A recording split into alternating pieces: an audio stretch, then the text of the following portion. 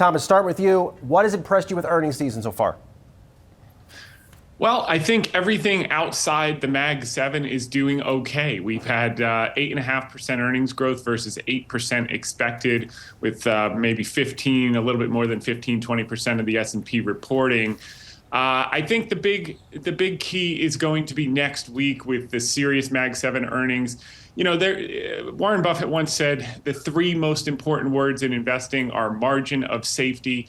And with the Magnificent Seven, there is no margin of safety. They're trading at 30 times earnings, despite earnings growth falling in half year on year from 32% down to 14%. So far the themes with Netflix and Tesla have been what? Have been margin compression. And they're not even the biggest spenders in AI. We're going to see the biggest spenders in AI next week, and I think that we've raised a little cash, and I've been accused by some of your colleagues, Brian, by being a perma bull, and that's been the case, and that's been right. But in October, we got cautious and we raised some cash, and I think we want to have some cash through next week as we see a lot of spending and a lot of margin contraction in Mag 7. Tom, to be clear, I never said that. All right, I just want that to be known on the opening bid roundtable. Let me fire back at you because you bring up a good point. These earnings are squashing estimates by and large. We're seeing a lot of companies like T-Mobile, Hasbro raise their outlooks today. They have not been alone, but profit margins have been under pressure. Tariffs, rising costs, you name it. Margins for a lot of companies have been down year over year. Is the market just too excited by these earnings beats and they need to pay more attention to some of these fundamentals that may not be as strong as these earnings beats look like? Yeah, look, I think we have to be a little cautious here. In years that the market corrects more than 15%, there's often a secondary correction, particularly after it hits all-time highs. So we corrected almost 20% in April.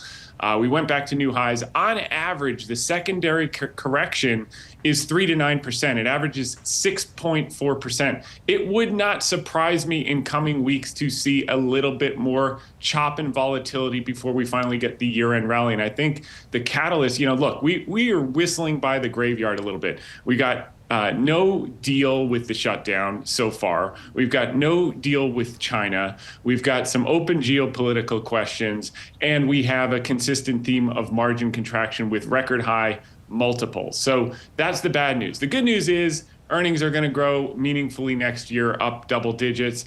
But I think in the interim, I think people are going to be surprised how much this spending is weighing. And you saw Facebook or Meta lay off a bunch of people in their AI department. I thought that's where the growth was supposed to be. Scott, it's good to see you here. So little room for error. So far, this earnings season, yes, we're kind of going sideways here, but by and large, it feels like things are coming in relatively strong with the banks first setting the tone, Netflix an outlier. I mean, how are you reading it, and what does that mean for where stocks can go from here?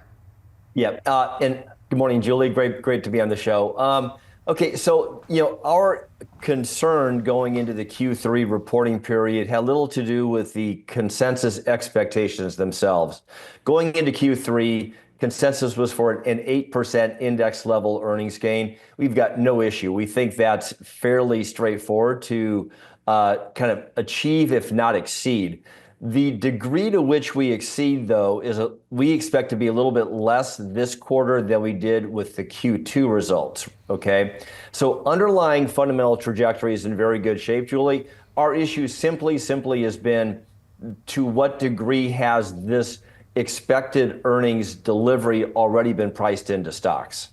And what are the early indications and the early reactions this earnings season telling you in terms of the answer to that question? It's telling us that the fundamentals are in good shape as we expect. So think of the bank earnings so far. But then we also have to keep in mind that there are going to be other macro influences that come in and can influence the price action shorter term. Whether it's this emerging concern regarding credit, whether it's the government shutdown, other read-throughs, underlying economic activity that will come in occasionally and influence things. But generally speaking, financials tend to be the first sector to give you a more significant number of companies reporting. The results there in general looking quite solid. Price action a little bit more muted because of this emerging credit concern. As we go forward from here, okay, we're going to see a broadening across other sectors. And again, the storyline is going to be one where expect fairly persistent earnings growth. We do think we'll see a little bit of negative edge come in terms of companies talking about the tariff setup, but we don't think it's anything that's going to turn into a structural headwind at this point. And Scott, I'm reading between the lines here, but it doesn't sound like you're that concerned about these credit concerns either, that, they're sort of flare-ups, but not a fundamental risk. You used the term idiosyncratic a little earlier, and that's the way we're looking at this. At this point, I think, yes, we're all looking over our shoulder at a couple of things. The bubble dynamics that we had with the tech bubble, and then the credit concerns we had with the global financial crisis. And so I think many, many eyes are looking at this. And when you see this, this instance come up, is it a canary in the coal mine, or is it the beginning of something bigger? Everything we can kind of assess at this point says, hey, look, it looks like it's mostly one-off. Of course, we have to be careful of one-offs accumulating. But I think at this point, what we got from the banks was pretty good conviction that underlying credit conditions are in pretty good shape. And then, Scott, as you know, one of the other big debates out there is whether AI is in a bubble. This is something that you guys wrote about recently. And I've also seen lines like, okay, why are bubbles so bad? So I don't know, how are you guys thinking about it? And is this another potential risk for the market? Yeah, I think it comes up in most conversations, Julie, and you can't get away from the discussion. And what happens when you have this magnitude of performance that we've had over the past 1 to probably 3 years now in terms of this underlying mega cap growth tech AI driver, it conjures up that bubble discussion. What we're focused on is that typically what brings bubbles to a burst, if you will, is an inflection to the negative in fundamentals, okay? So right now, our line of sight, certainly into 26 and probably into 27, and perhaps even longer, is a fairly persistent positive setup for underlying earnings growth drivers. As long as that continues, the bubble issue remains topical, but we don't think it translates into a significant market issue.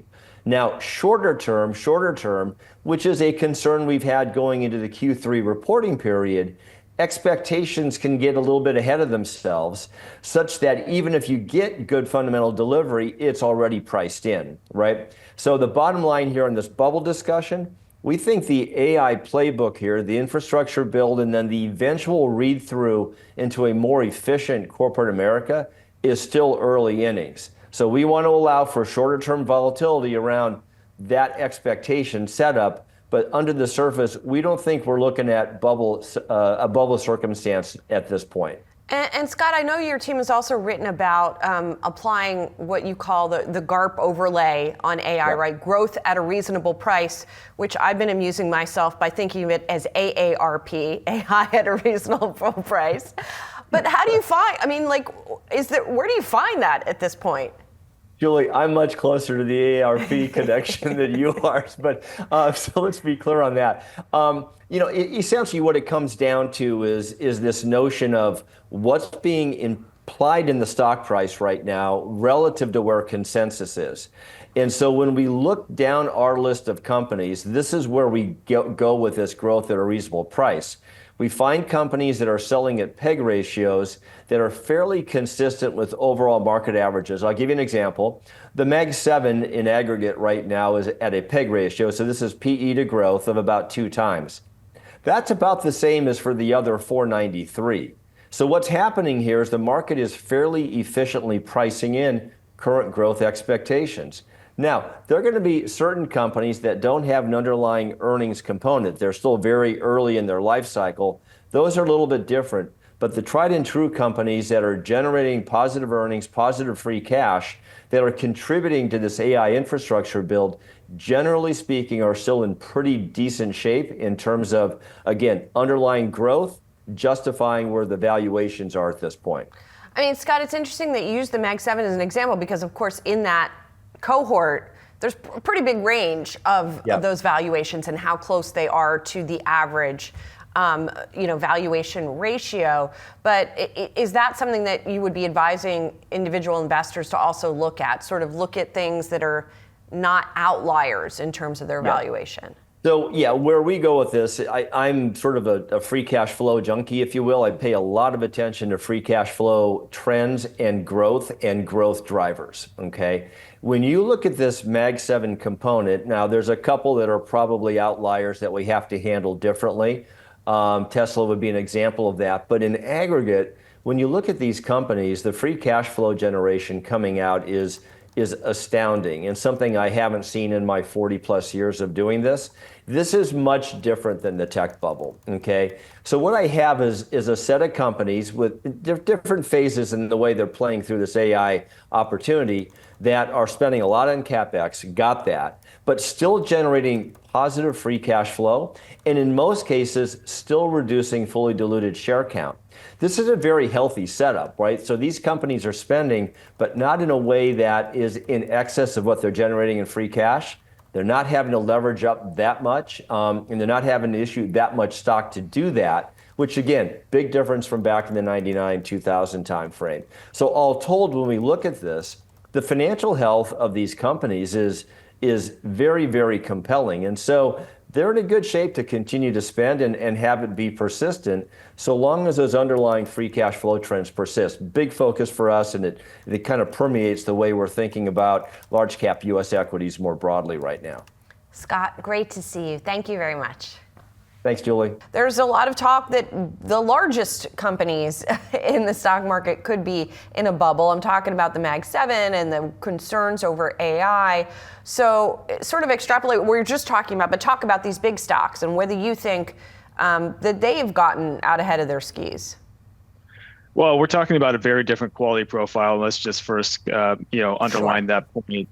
Companies that are in the Magnificent Seven, so companies like Google, Microsoft, Apple, as an example, far out earn their cost of capital sustainably, and they do it consistently. Now, a lot of the fundamental momentum behind these names the last few years has been driven by the AI compute infrastructure build out. The sustainability of that, I think, is the question mark. So far this year, we've seen continued upward revisions as we look to 2026. If you look at the four largest hyperscalers, estimates for 2026 capex have risen by over 40%. That's a significant number. Over another $100 billion worth of capex is expected for 2026, on top of the $300 billion that was penciled in at the beginning of the year. And so that is investment that's going to flow to the NVIDIAs of the world, the Broadcoms of the world. It's just the question of ultimately the return on investment of all of this investment. And so certainly these companies have the cash flows to continue to spend. It's just whether or not they're going to continue to spend from their point of view of seeing that return on that investment. And it's just simply too early to tell at this point.